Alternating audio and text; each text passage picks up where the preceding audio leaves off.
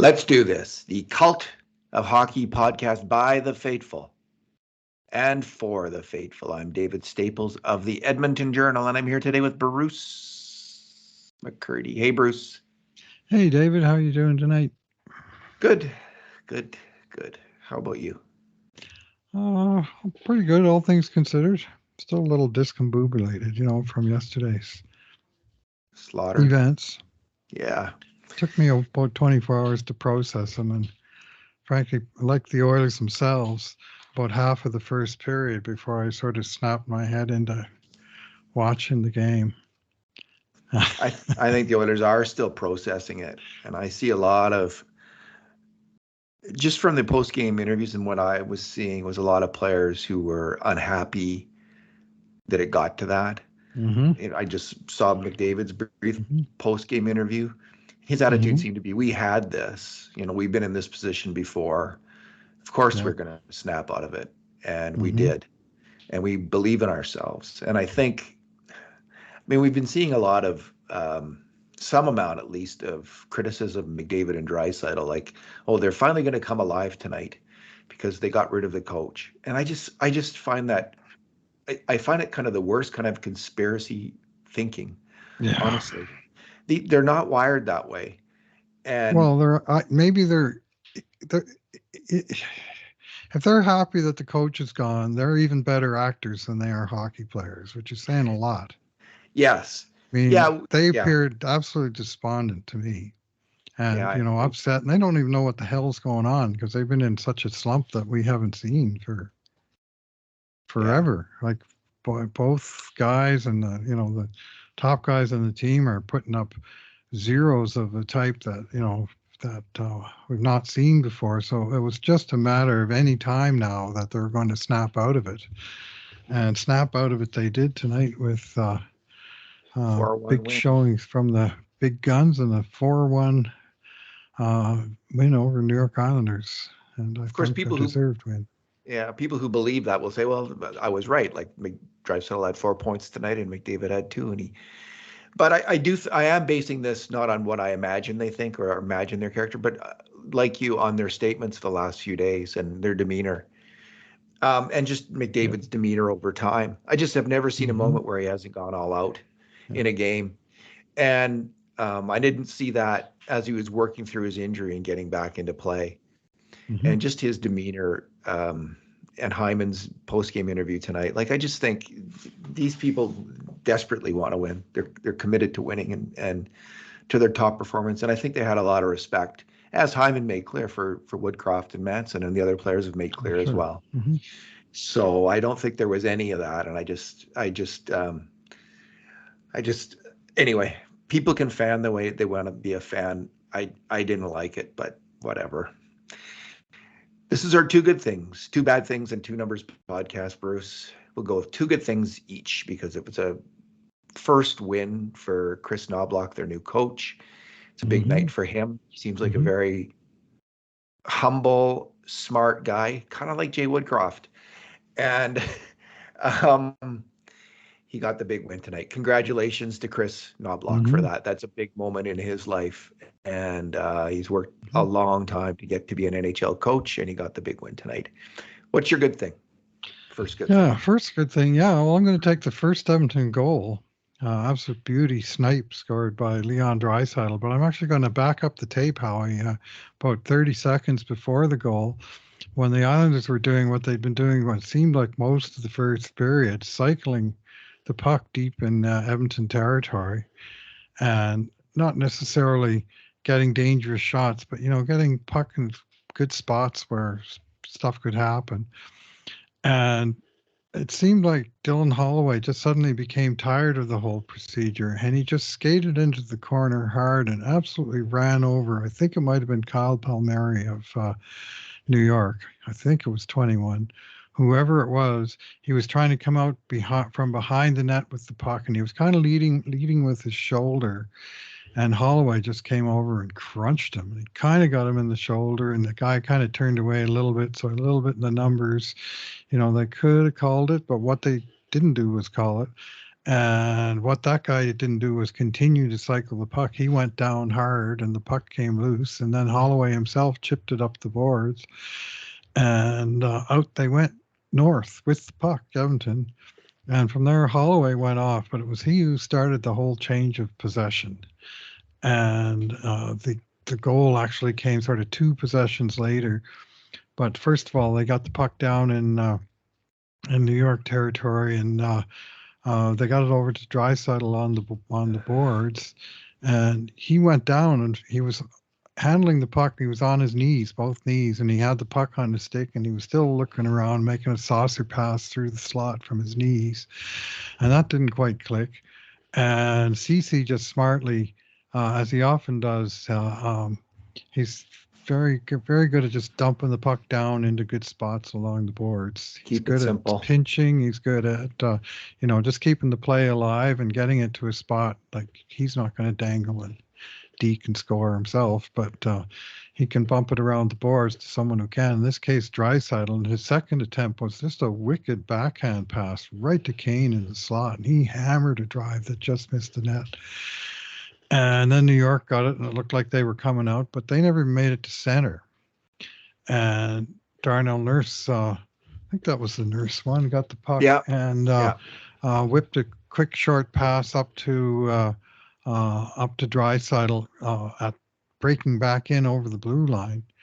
And the third time, Leon took the shot himself as he was coming in on the right side, and he just wired an absolutely inch perfect shot, just under the blocker, just over the pad, just inside the post on one of the best goalies in the world, Ilya Sorokin, to tie the game 1-1.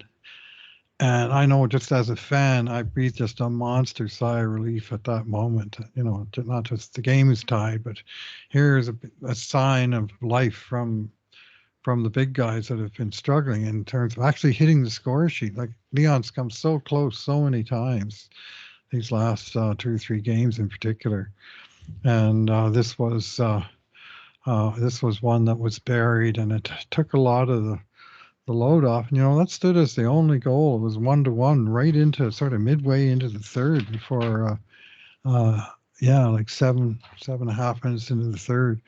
So those 2 periods would have been a lot more difficult to watch had Islanders been leading 1-0 the entire time, as they basically had since the first minute of the game. So that was a huge play and turning point, and I credit Dylan Holloway as making a play that helped to turn this game. Indeed. That was nice. Draisaitl's good at this, but when he came out of the zone, he just did a really nice lateral cut across the blue line. His feet were moving. He was moving fast, and he got that pass at speed, and was able then to get around the defender with his stick handling and his speed and his size and his strength, and then just power it by the goalie. It was classic shot. Oh, man. Classic Leon Draisaitl. Not a moment too soon. And he was very relieved to score. A couple moments too late for Jay Woodcroft, I guess, but yeah. All right. Well, and we'll get into that. In our conundrum, we will. Oh, right. Okay. Yeah. Let's into that. I'll stop dropping the bombs, and we'll wait till then. We'll do it at the end. I did. Okay. My good thing is I'm going to just go with a small thing. A play that I don't think I've seen from Evan Bouchard on the power play since he arrived in the Edmonton Oilers. So I don't know how many minutes on the power play he's played. Maybe 300-400. Yeah. Maybe even more than that. Yeah. But so tonight on I think it was the first power play, he got the puck to center ice. And in the Oilers system, the play is you always drop it back to Connor McDavid or to whoever the trailer is. It's almost always McDavid. Sometimes he'll make a pass over to Leon Draisaitl, who will carry it in. But it's usually Draisaitl or McDavid. It's probably McDavid 90% of the time, Draisaitl 10% of the time. On this occasion, Bruce, Evan Bouchard went for the pass, and then he saw a lane, and he took the puck over the line himself. He made the play. He charged it in there. Now, he didn't hold it long enough to make a good play himself. That's going to be in phase 2 of this project. Right. But I believe it actually is a project. I don't think he just did that out of the blue. And my suspicion is, this is just a suspicion, I'm just guessing, is that Paul Coffey, this might be the first instance of Paul Coffey's influence on Evan Bouchard. If it's there, take it. If they're giving you the zone, the offensive zone, and they did, take it. And this will be one more wrinkle for the Oilers' power play. Him rushing in there, him using his speed and skill to gain the zone. So not a bad idea, because the other teams this year especially, they were getting on the Oilers on that play more effectively than in the past. So maybe even McDavid's injury was part of it. It was certainly McDavid's injury was part of that. But tactically speaking, at some point, other teams are going to figure that out. They're just not going to let it happen. And if you're just Bouchard and you're just like a robot putting it back to McDavid every time, it's not going to, it's down the road, it's going to cause you trouble. Well, in the past, it has up the road. Looking back up the road, it has caused trouble in the past. Yeah. And Bouchard, sometimes I think he gets a little hard-headed with that drop pass, where even if there's a guy between him and McDavid, he'll try and make it anyway. That drives me nuts. And he, but just to add that little wrinkle, I mean, you have a few, and I mean, with McDavid himself is his own entry machine. And he also has this play where he comes ripping up, where if the two defensemen collapse toward him, he'll make this quick backhand pass to Nuge on the left wing boards, right at the blue line, and he'll come in. But you're right. I mean, Hyman never does, and the D-man never does. It's always sort of the middle three that do the vast majority of the entries, and surely they will continue to do so. But to have an extra option up the sleeve is never a bad thing. It is not. If it's there, if it's wide open, go for it. I mean, he can cross the blue line and get to the ringette line or the top of the faceoff circles, hammer a slap shot. I mean, the guy can shoot the puck too. So it might lead to just one more way to get in the opponent's end and make your power play just one more little wrinkle to make it that less predictable. What's your second good thing, Bruce? Yeah, I'm going to go again with Stu Skinner, who I thought had another very strong game for Oilers tonight. Faced 33 shots and only allowed one of them early in the game. 40 seconds in, I think it was already his fourth shot. We'll talk about that in a minute. But it was he just slammed the door, and he just again had a rock solid game. Couple that came close, but he was dealing with sometimes deflections and also redirections from right in tight to the net, where somebody would take a pass on the edge of the crease and try and slam it through him, and there was just no holes through which to slam it. And he just did, I thought, a really strong job of, just being big in the net and taking away these tips and jams from in tight. And he made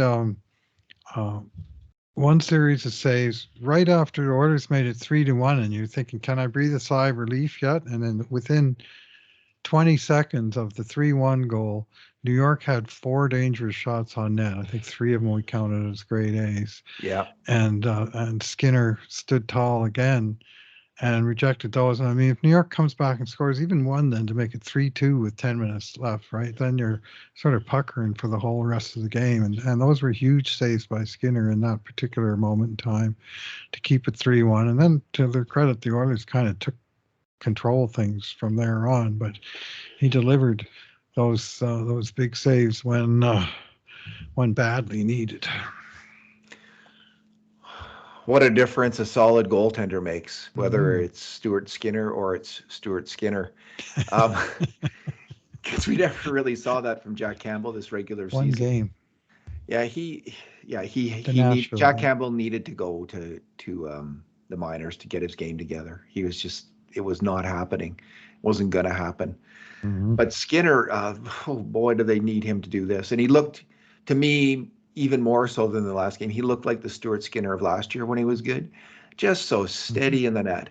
And what he's known for in those moments is anything that's coming right at him, he gets. He gets that first shot. He's always square to that shot, and he gets it again and again and again. He can get beat like any goalie on passing plays or No, cross sure. creek places, breakaways, that kind of, rebounds. But One-time rockets from the slot. I saw some people criticizing the goal oh against yeah, on Twitter, and I'm thinking this is not the right time to be on Twitter that because that was a sniper and it was a sort of short cross seam pass, but he just snapped it right in the top corner. yeah, And what do you do anyway? Apparently, you criticize the goalie on Twitter is what you do, but I wouldn't criticize the goalie on that one. The breakdowns happened before it ever got to him. they did indeed. Yeah, it's a wide open one-timer shot off a pass in the slot. So not an easy save at all. Anyway, great to see him back. Hopefully he can remain this because they're gonna need it. Bruce, Yep. my second good thing was Connor McDavid's goal, and McDavid looked pretty good all night, but he looked really, really good on that goal. Leon Draisaitl made an absolutely spectacular pass. It's on the power play. Leon goes diagonally across the ice, hits McDavid on the fly, and McDavid bursts in with his great speed. His great speed has never been affected by this injury. I think the legs have always been there. It's not a leg problem. But this time he was able to get that hard shot off the fast rush. That Mm-hmm. has been missing. That has been totally missing. And the nice hands that he showed on the previous power play goal to Hyman too, flipping it out to Hyman in the slot. That was a sweet That was pass. missing. So this is excellent news. I've been thinking, I've been seeing McDavid getting healthier as the weeks have gone on here. But this was a real indication tonight that maybe he's getting over that, whatever that injury was, because that was a hell of a shot. And not many players have what we call a 5 alarm shot as they're coming down the wing and cutting into the middle. Most players, it's hardly a grade A shot because if it's from the dot and out, face-off dot and out, it's a save that you expect an NHL goalie to make. When McDavid gets down fast, coming in full speed, and gets off that shot, it's a 5 alarm shot. It's I going expect it to go in. 33% of the time. Yeah, it's a dangerous, dangerous shot. And it's the first time we've seen him score a goal like this, I think, this year. Finally found a hole in one of the netminders, eh? And it was a Finally very shot. tiny sliver of a hole that just barely dribbled in and didn't even reach the back of the net. But I think he shot it hard. I think he got a good got most of the way shot. through him, and he just couldn't squeeze it, and it came out the back. And the miracle of that shot is how fast he's moving and his ability then, even at that speed, to get off a hard shot on net. Because hardly anyone else can do it. Maybe Nathan McKinnon and a few others going at that highest speed and getting off a hard shot on net. So that was fantastic to see. What's your bad thing? Yeah, I'm going to go with the first 40 seconds of the game. And I'm thinking it's Oilers season in microcosm. And the new coach is just sort of getting a lesson. And here come the Oilers, hashtag, right from the outset. They actually won the opening face-off. They charge into the zone. They're thinking, this looks good. Leon has the puck. He looks up to make a pass. He whiffs the pass. It gets intercepted. And down the ice it comes. And New York gets 2 shots, one from outside, and then the rebound shot from close range. And Skinner keeps them out. So there's a whistle, still all part of the 40 seconds because the Oilers never did get out of their own end again. They changed the lines at the whistle, and again off the whistle, they gave up a deflected shot from the point that was kind of funky and dangerous, and then it looked like Edmonton had good control, but they couldn't properly execute the breakout. And there was a pass from Ekholm to Nugent Hopkins that didn't click, and it jumped out into the slot, and there was 2 Islanders there, and one slipped it over to the other guy, Barzal, who let fly the previously mentioned rocket one-timer snapshot that just flew off his stick. And into the net. You're going, holy moly! I haven't even played a minute yet, and it's already 1-0 down. And it was just the Islanders kind of jumped on him, and Edmonton just came out like they were a little bit shell-shocked, and with cause. But boy, did they ever get caught called out in very short order. 4 shots and a goal in the first 40 seconds of the game. Well, that turnover from Leon to kick it all off, it's like, oh man. He just whiffed the pass, I think. Yeah, it happens. Yeah. It happens. He's such a great attacking player, but even the greatest attacking players whiff on shots. Yep. I mean, he didn't whiff, but he missed the net on the goal, and might have ticked off somebody. But when McDavid put it to Hyman there, that was off a missed shot by Leon Draisaitl as well. He's coming around though on the attack though. Obviously, a 4-point night. No one's going to scoff at that. But that pass to McDavid, that break-in pass was Leon at his best. Bruce, my bad thing will be Holloway's injury, and it's not just that we don't know how bad he's injured right at this point. Hopefully, it's not bad, and sometimes it's not right. Sometimes it's okay, even if they leave the game and don't come back.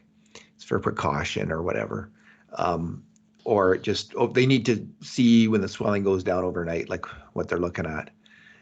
But he started to play well. He started to really get his game to get together in the last 2 or 3 games, and then this. And man, has this been the story of Dylan Holloway's career? If this is a serious injury, and again, we hope it's not. But sure, he's been struck by injury a number of times, held him back just as he was ready to make the move, I think. And here we could be going again. So that's my bad thing. Yeah, knocked him out of this game, and it kind of knocked him out of the rhythm. And one of the things that Coach Garlick said in the post game was, garlic? A knobloch is the German word meaning garlic. Is that right? Yes. So, anyways, he said he thinks it's really important to play Fogle and McLeod together, which is a combination we've seen work well with in the past. And he said Holloway too, but he said, of course, he left the game, and then Ryan stepped up, he said, and did a fine job. But it just messes up with the lines. And even at that, like all the forwards, like Holloway had the least ice time at 7:23 because he went out, sort of late in the second period when he crashed into the boards. And Hamblin and Lavoie each had a little bit over 8 minutes, and everybody else was up and over like 14. So the top 9 really got a fair bit of a fair even amount of ice time. Not many power plays, of course, in this game. So, or not much power, and even less power plays. The ones the Oilers had were short. Yeah. So that partly explains that, and that's what Coach K said after the game. They were asking him about ice time, and he said, he wants to get these McLeod and Fogle together, get them going, and get everyone involved. But he said, sometimes the game doesn't work that way. There's situations where there's lots of penalties, and he said, well, so when you win the game, it's usually because your best players played. So he said it's going to be situational. It's going to depend on the game. And I liked his honesty there. I just thought that was a very rational, calm description of how the NHL works. And it particularly works when you have players like Connor McDavid and Leon Draisaitl on your team and you want to play them a lot. So, but Coach K is a very calm, thoughtful person. And I found that to be encouraging. You're going to get pushback on that Coach K from college basketball fans. There's not that many here in Edmonton. There's only one Coach K. Yeah. How can you say that? How can you call him Coach K? Wait till he's won a championship before you can call him Coach K. Coach Garlic. You might also get pushback on that. I don't know why. Okay, let's go to our numbers. Bruce, what's your number? Yeah, I'm going to just focus on the ice time numbers. I think there's always interesting numbers, but when a new coach comes in, I pay special attention to this, every other year or so when the Oilers change out the coaches. And I alluded to it a little bit already, but the top 4 almost identical between Ekholm, the least at 21 minutes and 19 seconds, and Cody Ceci the most at 22:22. Like literally, they were all within a minute of one another. Bouchard 21:44, Nurse 21:38, with 30 shifts each for the Nurse Ceci pairing, which is not a number that often pops up on this event summary. So they were changing defensemen out maybe a little quicker than what we've been accustomed to seeing. And again, there was no sort of 2 minute long power play shifts for Bouchard to skew the average, but the D-man, 51 seconds a shift was the longest of any of them. So that's pretty reasonable. That's not too long a shift at all. And up front, McDavid led the way, 19 minutes 31 seconds, followed by Draisaitl 18:59, and in his long pregame avail today, Knobloch said that he'd like to keep those guys closer to 19 minutes than 23. Unless there's, he's got the extra minutes in his hip pocket on the game, or they might be chasing the game. But this game, they were, hanging around in the game, but they weren't killing off their top two guys in the first two periods, and they wound up playing 19. Nuge played 17. Kane 18. Hyman 18, and then the whole third line was 14:47 for Fogle, 15:14 for McLeod, and 13:20 for Ryan, who sort of got promoted in game a little bit.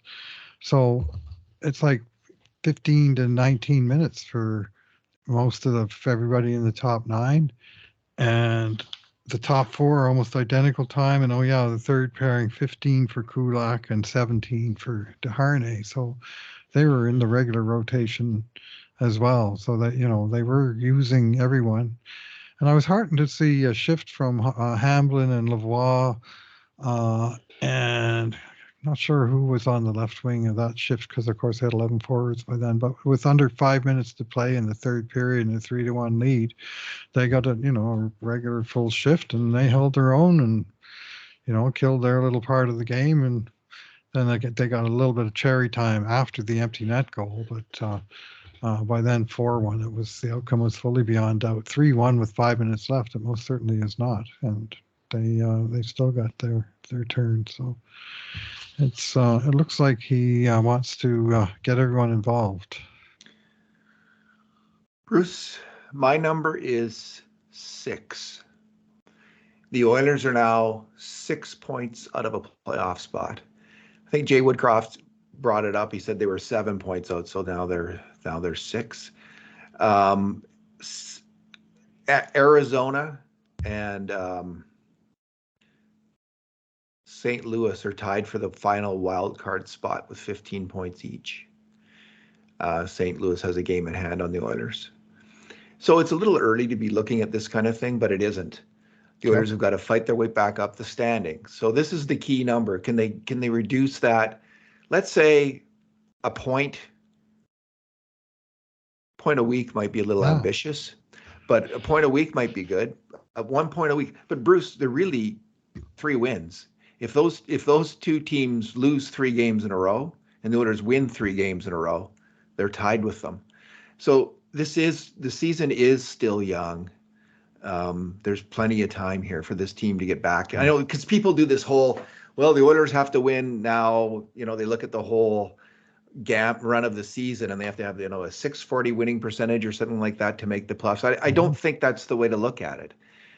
You look at it in smaller bites, and the bite isn't the big. 6 points isn't too big a bite, especially like the teams ahead of them are Calgary with 10, Nashville with 10, Chicago with 10, Minnesota with 12, Seattle with 13, Arizona with 15, St. Louis with 15, and Anaheim with 16. None of those teams are a better team than the Edmonton Oilers. And the Edmonton Oilers should be able to make progress on all of them, steady progress. So that's the goal. Even if it's every 2 weeks, it's a point. If it's every 2 weeks, it's going to take 2.5 months to catch up. That's a little longer than I'd like, but that's doable. They should be able to do that. I think a point a week would be good in terms of the catch up. That'd be 6 weeks, and so by Christmas time they're back into this thing. Well, given that last week it was like -6 in a week, that's the whole reason Yeah, they're behind. There was like 3 game days in a row where the Oilers lost in regulation, and all of the other teams ahead of them, Vegas, Los Angeles, were Vancouver, were just winning every game. And it was like there was a spell, I think it was a 5-day span where the Oilers lost 6 points to 2 or 3 of those teams and several points to several other teams. And it was like they were bleeding out before our eyes. So it's like you need to be gaining ground and you're dropping 2 to the whole league every night. It was just the out of town scoreboard was not our friend through that span either. So they have some making up to do. But yeah, 1 or 2 points gained in a week is a good week. You just sure got to is. do it, and you got to do it now regularly for a while. You do, and they can do it. And I thought they could have. So tonight's conundrum is: could they have done that under Woodcroft? And I just want to start off this because I'm just looking at Rob Tishkowski's post, and he quotes McDavid. Other people were quoted this same quote, but let's just go through his quotes. What McDavid said about Woodcroft and Manson getting fired. He said, "Quote: I was obviously surprised. I didn't see it coming. I loved playing for Woody. I loved playing for Mance. They are two unbelievable coaches. I really think they will be in the league very, very soon. Two great coaches." Someone asked him, did Woodcroft's message start to get lost over time? And he said, not at all, not at all, not at all. He never lost the room. He never lost the room. So I heard and sometimes actually good, saw that interview, and sometimes good to wait until you hear what someone has to say before you imagine what they think. Now, some people still may hold stubbornly that he doesn't believe this, that this is he's just talking garbage, as I saw one person on Twitter say. mm-hmm. Listen, like I think Jackson, I think that like there's this disparity between what Holland and Jackson said, between what the leadership group said. I think it was just an imprecision in the questions they were answering. They were digging into two different things. Holland was saying, yeah, we talked to the veterans, but he didn't say the question wasn't specifically, did you ask them about hiring and firing the coach? It was just like, kind of a vague question, like, had you talked to these are hard times. Have you Mm-hmm. talked to the leadership group? And he said, yeah, we talked to the leadership group. And then Jackson was emphatic in saying they had nothing to do with this decision. Absolutely nothing. Mm-hmm. And I thought that was fantastic. Actually don't have a problem with if McDavid and Draisaitl did have a say, or if they didn't. I don't think personally that's a big deal. Some people do, but Jackson saw this narrative starting up online and in other places about McDavid and Draisaitl essentially coach killers, and he stood up for his players in a way that Glenn Saylor used to do, as I recall, for the entire team and for his best players all the time. And I just love that from Jackson, to see him take Mm-hmm. that stand for these two players. And it turns out, combining what he said with what McDavid said, it seems like they're just completely being honest and candid about what happened. McDavid said he found out, he got a text on Sunday morning. He said, just like you guys, meaning the reporters, it's Yeah. sort of that it came through. And I mean, we got essentially a tweet is how I got it. I'm not anybody's insider or text line, but and it how he presented it, like he's not an actor. I said that already. It's he just sort of blurts stuff out as it happened in his life, right? Like I don't see him as being a scheming manipulator No, at no, he's all. not And you know, crafty. and anyways, it's this being oil country, questions will be asked and hopefully answered. And Yeah. some people thought there weren't enough questions being asked towards uh, Ken Holland when they were talking about accountability between players and the coach, of maybe accountability of those higher up the food chain that provided the goaltender, for one thing, that was part of the problem. Anyway, there's distrust, I think, among fans, and not Some without fans, cause. some fans, Not Bruce. without cause. I mean, this team's got a long and checkered past. It's fair to say that. But they, I would be, just from what I've seen and McDavid's demeanor in the past few days and seen him interviewed a couple times, and I just don't think he's a devious sort that would be able to hide if he was involved in it. That it's, I mean, just Well, maybe he's Jackson got. said they don't want to Mhm. be involved, Yeah, and yeah. Well, why that's would what they? rang true to me. And that Yeah. when he said that, that's the moment that it rang true. Oh. These guys don't want to make this. They don't. Why would they? Why would they want that responsibility unless they're Mhm. total like Yeah. control freaks? Like, and I Hmm. don't. I, Yeah. McDavid also said, "quote Obviously, our play hasn't been good enough. I'm first on the list there. Good for the Good. That's cap. some accountability. That's accountability. Hmm. As for Holland, um, there's people who have been criticizing him all along. They're continuing to do so. I thought heading into the season that even with Jack Campbell, the Oilers were good enough to win the Stanley Cup this year and dominate the league this year. So I wasn't criticizing. Like when Campbell was signed, I don't tend to say a lot. His save percentages look good over the years. It's but I haven't seen players play, so I don't like weighing in as soon as someone gets traded for. But I didn't complain about the trade then. Let's take a wait and see attitude, and this hasn't worked out. But it there wasn't a lot of goalies available then, and they needed a goalie, and they Hmm. couldn't get Darcy Kemper. Campbell was next on the list, so they signed Campbell. That was, it would have been nice, as you mentioned last podcast, to get him for 4 years or 3 years at 5 million rather than 5 years. Or rent a goalie. But Or rent a anyway, goalie. there was I didn't say that at the options time. Yeah, besides throw money at whoever yeah, was left and some standing. people did say that. Like there's Hmm. some people who said that, Right. and they're fine in making that. I didn't, so I'm not going to be going there. Maybe you did. Did you say rent a goalie? I can't remember, Bruce. Well, it certainly was an option. I mean, Mike Smith, who everybody couldn't wait to retire, he was a cheap goalie. Yeah, Who largely got the job done for like 1 year contracts at 2 million. It's never anything. But Mike Smith never made a whole lot of but money who off of could they have Edmonton at rented? all. Could they Hmm? have rented? Who could they have like? Was Reimer available then? Is that one of the Yep, names? absolutely. Because Skinner, A guy like that, yeah. Skinner was ready, so but you Skinner, could. we didn't know if Skinner was ready at that Yeah, point. well, We have a lot it's more knowledge about Stu Skinner now than we hmm had at that moment. right, So, like, we've seen him become right. a number one And goalie for months at a time. So we didn't the know that. other 2020 hindsight criticism is that the Oilers maybe misjudged not only Campbell but Skinner in terms of they didn't know what they had. That they thought we've got this young up and coming young guy, but we think his ceiling is a backup goalie. Therefore, we're going to throw starters money at some other dude for 5 years.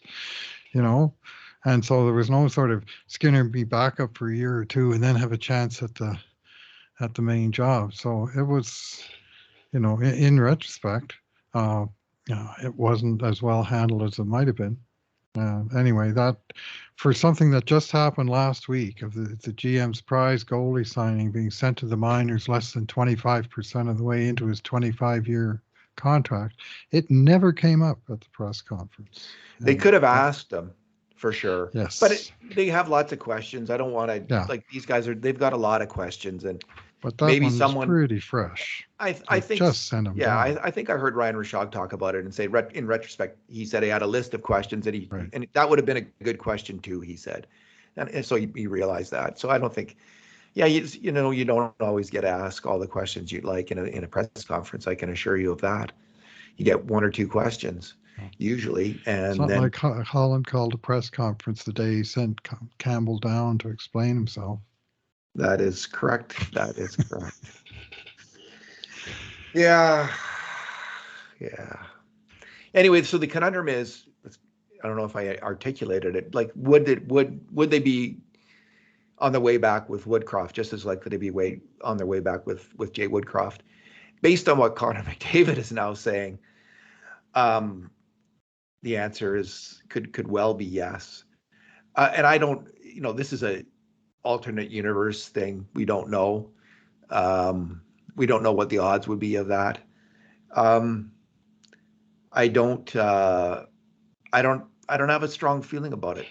There was a couple things that I didn't like with Woodcroft. I didn't like his use of the third line. That was the main thing. That he didn't ever establish a third line this season. He had a great one in the playoffs, Fogle, McLeod, and Ryan, and we didn't see it once this year. That particular combination of players, I don't believe. And you could even go on natural stat trick and prove me wrong right now, Bruce. Yeah, but I don't think we saw it previous to tonight. And they had been a really good line in the playoffs. So I didn't understand that. As for the change to the zone defense, which has gotten a lot of criticism, well, we have Knobloch coming in, Coach K coming in, and saying that he likes the zone too. And if you look at the NHL standings, the top two defensive teams in the NHL right now are Boston and Vegas, playing a zone, playing the Vegas-Boston zone. This is a solid strategy. Bruce Cassidy. It's a great strategy, and I don't think, and it's all kinds of teams have moved to it this year. I think we're seeing it more often than ever before. Calgary moved to it. I think it's so I don't take Woodcroft changing his system. Some people think that was the issue. They weren't getting scored against on the cycle in the offensive zone. That wasn't the issue with the Oilers. It was rush chances, which have nothing to do with the zone defense. Right. Like this criticism of his systems or changing systems, it was incumbent on him to try a system which is being adopted across the NHL because it works if you execute it correctly. And the Oilers were okay-ish executing it. They weren't really good. They might have been near the bottom of the list in terms of zone play initially, but I think they'll get better under Coach K because they're going to keep at it because it's a good idea. So I don't think that was. So Woodcroft was going to have that. Knobloch was going to have that. Knobloch is a very humble guy. He said the first time he came in and he tried to do too much, it backfired. It was horrible. He says he's just going to kind of do what he can as he goes along to tweak this team, which is very sane. And I think Jay Woodcroft, in a lot of ways, had this team in the right direction. So go ahead. Yeah, you want to talk about the two coaches, what the changes. Well, they won 4-1 on Saturday night, and they won 4-1 tonight. And they got, they gave up 0 rush goals on Saturday night, and they gave up 0 rush goals tonight after bleeding 2 a game. And some games worse than that.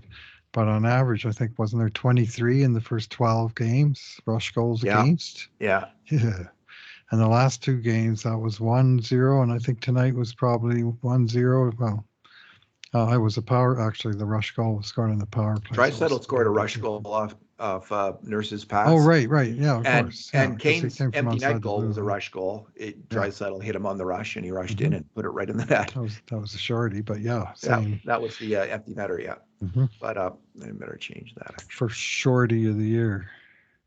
Was that shorthanded, that one? Yeah, you bet. Nuge was in the penalty box. Oh, Cal. He tried to kick the puck. He missed the puck, and on the follow-through, he kicked the guy's skates out from under him. It was just sort of almost bad luck, but he just skated straight to the box. He looked just totally exasperated because you sure don't want to take a penalty with 3 minutes to go and a 2-goal lead. But they not only killed it, they got the easy shorty. Good play again by Leon to feed Kane, and he just outraced the guy to the net. Yeah, we wouldn't count that in our numbers as a rush goal then, because it wasn't even strength. Yeah, wasn't even strength. Yeah, special teams won this game for the Oilers with 2 power play and 1 shorthanded goal in the third. Special teams and goaltending. Bruce, what do you think? Would they? If they are going to come back, do you think it was equally likely under Woodcroft or Knobloch? Now, Woodcroft's last game might be the beginning of a winning streak. Who knows? But and he won't get credit for it. But the team was ready to turn, and for sure the percentages numbers that we track in the public analytics indicated it was inevitable. And the Oilers were running a shooting percentage, or PDO, of .934. That means the other team was scoring, had a shooting percentage over 6% better than Edmonton, right? Like they congregate around 1,000. That's sort of that's the median. And the worst team in the league last year was 975. Worst team in the entire league. So there's no way 934 is going to last. It was just, and Vancouver's at the other end of the spectrum where everything they're shooting goes in. And some of it is, I mean, obviously a lot of it is shot quality and so on, but generally that falls in a much narrower range. And the Oilers just weren't getting making the shots. They weren't making the saves, and they weren't, it wasn't sustainable. And sometimes unsustainable is a good thing when the thing that is happening is a bad thing. You don't want it sustaining. You want it to go away. And I think it was inevitable that they would turn a corner, and hopefully they're turning it right now because it's none too soon after that disastrous opening month. Jack Campbell has an .826 save percentage in 2 games in Bakersfield. Geez, Stu Skinner threw up a .970 tonight. Here's hoping Jack Campbell can turn it around. I mean, he was 5 years in a row. He was a pretty good goalie in professional hockey from 2015, 16. Second half of 2015-16, Bruce, until 21-22. He was a pretty good professional. Always like save percentages of 912, 924, 928, 900, 915, 921, 914. Man, just, I don't know if it was the pressure or what they got to him in Edmonton, but his game really fell apart. I'm hoping, fingers crossed, he can rediscover it in Bakersfield. A lot of those were as a backup, playing 25 games as opposed to 50. Correct. There was only one season where he played more than 40 games in that whole thing. 21-22 in Toronto, 49 games with a .914 save percentage. The year he headed into his contract year. The year was .935 in the first half and .890 in the second. Yeah. Yeah. And the workload may have got to him. Anyway. Well, it might be better, like if he can get his game together enough to be a backup goalie again with a .910 save percentage, might be a better idea to keep him than to buy him out if Stu Skinner can be the number one guy. So we'll see how this develops. Well, all I can tell you is this is the 5th year of the Ken Holland era, and all 5 years the highest paid goalie has been the backup. And we'll give him relief on the first 3 because he didn't sign the Koskinen contract. Chiarelli did. Chiarelli did. Yeah. So, and all those 3 years, Smith would be the starter at $1.5 or 2.2 or whatever $1 million, and Koskinen would be the backup at $4.5. And now in the last 2 years we have Skinner. Last year Skinner was making the NHL minimum $750,000, and he was the starter, and the backup was making $5 million. It's just kind of upside down economics there. Indeed. Bruce, let's leave it there. Thanks for talking tonight. Yeah, thanks for listening, everyone. And in the meantime, and in between times, this has been another edition of the Cult of Hockey podcast.